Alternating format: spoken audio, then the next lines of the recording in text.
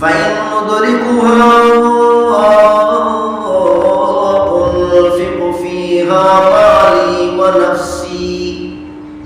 حضرت ابو ہریرہ رضی اللہ تعالی عنہ نے ارشاد فرمایا،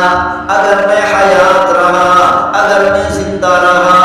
میری زندگی میں اگر غزوہ ہند شروع ہو گیا، ہندوستان کے مقابلے میں جنگ شروع ہو گئی، انفق فیہا مالی ونفسی، تو میں اس غزوہ ہند کے اندر، ہندوستان کے مقابلے میں جنگ کے اندر اپنی جان بھی قربان کر دوں گا، اپنا سارا کا سارا مال، اپنی ساری کی ساری دولت، سارا سونا چاندی ہیرے جواہرات، جتنی دولت میرے پاس ہوگی ساری کی ساری دولت کی جنگ کے اندر خرچ کر دوں گا۔ اس حدیث شریف سے ثابت ہوتا ہے کہ غزوہ ہند سے مراد کون سی جنگ ہے، کیونکہ پیغمبر صلی اللہ علیہ وسلم کے زمانے سے لے کر آج تک ہندوستان کے مقابلے میں کئی جنگیں ہو چکی۔ محمد بن قاسم نے بھی ہندوستان پر حملہ کیا تھا اور اللہ تعالیٰ نے محمد بن قاسم رحمۃ اللہ علیہ کو بھی فتح عطا کر دی تھی۔ کیا اس غزوہ ہند سے مراد وہی محمد بن قاسم رحمۃ اللہ علیہ والی جنگ ہے، یا ان کے بعد بہت بڑے بادشاہ جنہوں نے جنگیں کی اور غزوہ ہند میں شریک ہوئے اور ہندوستان کے مقابلے میں جنگ کی، کیا یہ جنگ سے مراد وہی بعد والی جنگیں ہیں؟ محدثین اکرام فرماتے ہیں اگر ان احادیث مبارکہ کو دیکھا جائے، بعض محدثین اکرام نے تو فرمایا اس غزوہ ہند سے مراد وہی غزوہ ہے، وہی جنگ ہے جس میں محمد بن قاسم رحمۃ اللہ علیہ شریک ہوئے، اور بعض محدثین اکرام محمد بن قاسم رحمۃ اللہ علیہ کے بعد والی جنگوں کے بارے میں فرماتے ہیں، لیکن صحیح قول کے مطابق اور احادیث مبارکہ سے بھی یہ ثابت ہوتا ہے، احادیث مبارکہ سے بھی یہ بات سمجھ میں آتی ہے کہ اس غزوہ ہند سے مراد ہندوستان کے خلاف وہ جنگ ہے جو قرب قیامت ہو، جب یہ جنگ ہوگی، اس جنگ کے بعد جب اللہ تعالیٰ ہندوستان پر مسلمانوں کو غزوہ ہند میں فتح عطا فرمائیں گے، اس فتح کے بعد ہندوستان کے اندر اسلام کا جھنڈا لہرائے گا، اس کے بعد امام مہدی علیہ السلام تشریف لے آئیں گے، دجال بھی آئے گا، یعنی قرب قیامت ہوگا، قیامت بہت قریب ہوگی۔ پیغمبر صلی اللہ علیہ وسلم نے اس حدیث شریف میں تو فرمایا عصابتان، دو گروہ، ایک وہ گروہ جو ہندوستان پر حملہ کرے گا، دوسرا وہ گروہ جو حضرت عیسیٰ علیہ السلام کے ساتھ مل کر یہودیوں کا مقابلہ کرے گا۔ اس سے یہ معلوم ہوتا ہے ان دونوں گروہوں کی جنگیں بہت قریب قریب ہوں گی، ان کے درمیان زیادہ فاصلہ نہیں ہوگا۔ محدثین اکرام نے، ائمہ اکرام نے غزوہ ہند کی اپنی اپنی کتابوں کے اندر روایات کو جمع فرمایا، نقل کیا ہے۔ یہ روایات، یہ احادیث مبارکہ کوئی من گھڑت نہیں، موضوع احادیث مبارکہ نہیں ہے، بلکہ یہ حقیقت ہے۔ ان احادیث مبارکہ سے ثابت ہوتا ہے کہ پیغمبر صلی اللہ علیہ وسلم نے 1400 سال پہلے بشارت دی اور قیامت تک آنے والی امت کو بتایا کہ اس غزوہ ہند کے اندر شریک ہونا، ہندوستان کے مقابلے میں جنگ کے اندر شریک ہونا بہت بڑی سعادت ہوگی کہ ہندوستان کے مقابلے میں جنگ میں شریک ہونے والوں کو اللہ تعالیٰ جہنم سے آزادی عطا فرما دیں گے۔ اسی لیے سیدنا ابو ہریرہ رضی اللہ تعالیٰ عنہ نے فرمایا اگر میں زندہ رہا، اگر میں حیات رہا اور میری زندگی میں ہندوستان کے مقابلے میں جنگ کی گئی تو میں یقیناً اپنی جان کو قربان کر دوں گا،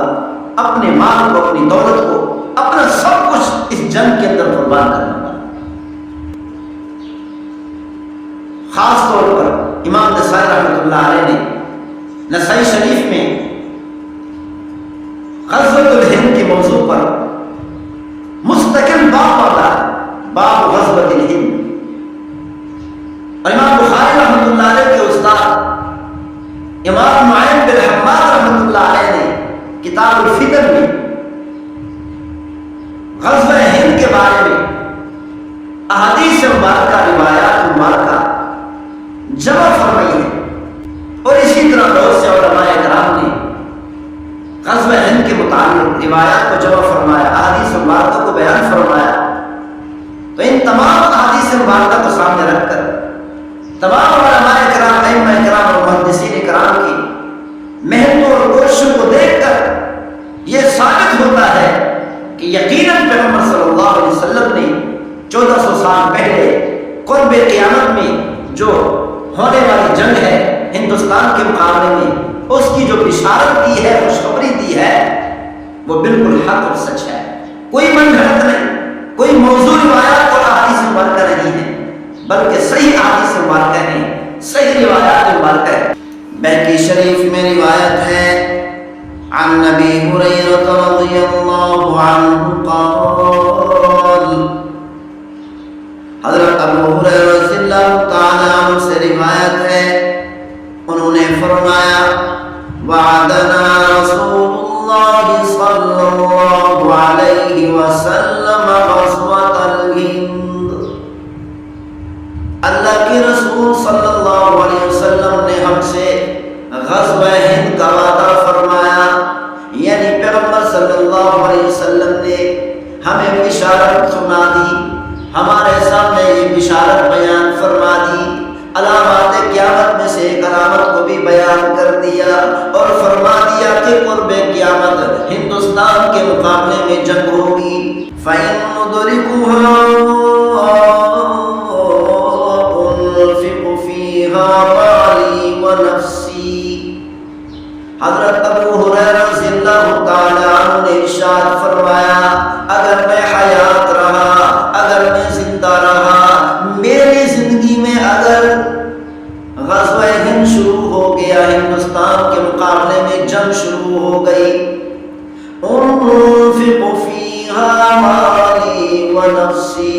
تو میں اس غزوہ ہند کے اندر، ہندوستان کے مقابلے میں جنگ کے اندر اپنی جان بھی قربان کر دوں گا، اپنا سارا کا سارا مال، اپنی ساری کی ساری دولت، سارا سونا چاندی ہیرے جواہرات، جتنی دولت میرے پاس ہوگی ساری کی ساری دولت کی جنگ کے اندر خرچ کر دوں گا.